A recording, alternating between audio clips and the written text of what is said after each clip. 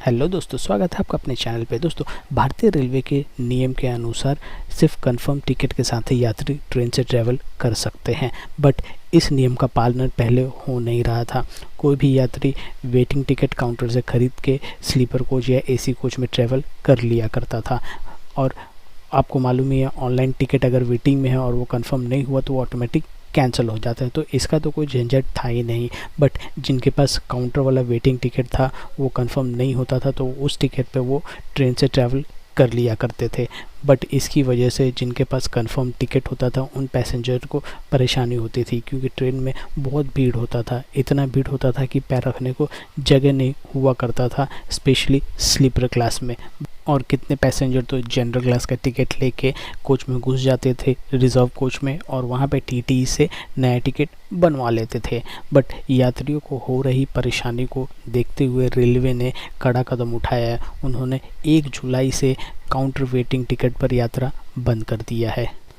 Train से यात्रा करने के लिए आपने काउंटर से जाकर टिकट बुक किया है और वो वेटिंग में है, और चार्ट बनने के बाद ये कंफर्म नहीं होता है तो आप उस टिकट पर रिजर्व कोच में यात्रा नहीं कर सकते, बट आप उस टिकट पे जनरल कोच में यात्रा कर सकते हैं।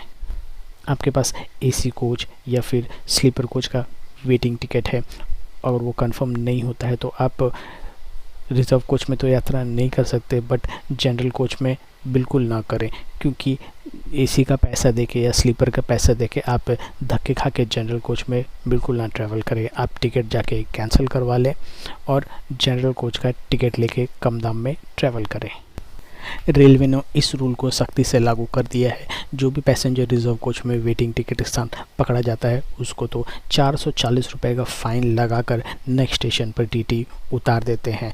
ये तो अभी तक हो रहा था, बट इसमें भी एक नया बदलाव आया है। अब ऐसा हो रहा है कि अगर आप काउंटर वाला वेटिंग टिकट के साथ पकड़े जाते हैं तो टीटी आपको 440 रुपये का फ़ाइन तो मारेंगे ही, प्लस जहाँ से ट्रेन ओरिजिनेट होती है वहाँ से लेके आपको नेक्स्ट स्टेशन उतारा जाएगा, वहाँ तक का भी किराया लगाया जाएगा। तो इससे आपको भारी नुकसान होगा, क्योंकि आपने जो वेटिंग का टिकट लिया है उसका पैसा दिया है, प्लस 440 रुपया फ़ाइन लगेगा वो अलग, प्लस जहाँ से ट्रेन ओरिजिनेट होती है और जहाँ पे आप पकड़े गए हैं उसके नेक्स्ट स्टॉप तक का और फ़ाइन लगेगा। तो रिजर्व कोच में वेटिंग टिकट के साथ अगर आप ट्रैवल करते हैं तो पकड़े जाने पे इतना भारी नुकसान आपको होगा।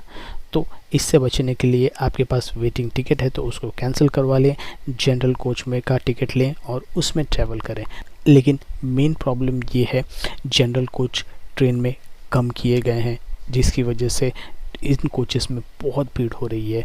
तो रेलवे को इससे निपटने के लिए ट्रेन में जनरल कोच की संख्या बढ़ानी पड़ेगी या फिर स्लीपर कोच की भी संख्या बढ़ानी पड़ेगी, तब जाके भीड़ कंट्रोल में आएगा ट्रेन्स में। ये रूल इम्प्लीमेंट करने के बाद ट्रेन्स में तो धीरे धीरे भीड़ कम हो रही है, क्योंकि जिन जिन यात्रियों को पता चल रहा है और जो यात्री पकड़े जा रहे हैं वो तो अब रिजर्व कोच में वेटिंग टिकट के साथ यात्रा नहीं कर रहे हैं। बट धीरे धीरे ये सारे ट्रेन्स में एप्लीकेबल हो जाएगा, जिससे रिजर्व कोच में भीड़ कम हो जाएगा और जनरल कोच में भीड़ बढ़ जाएगा।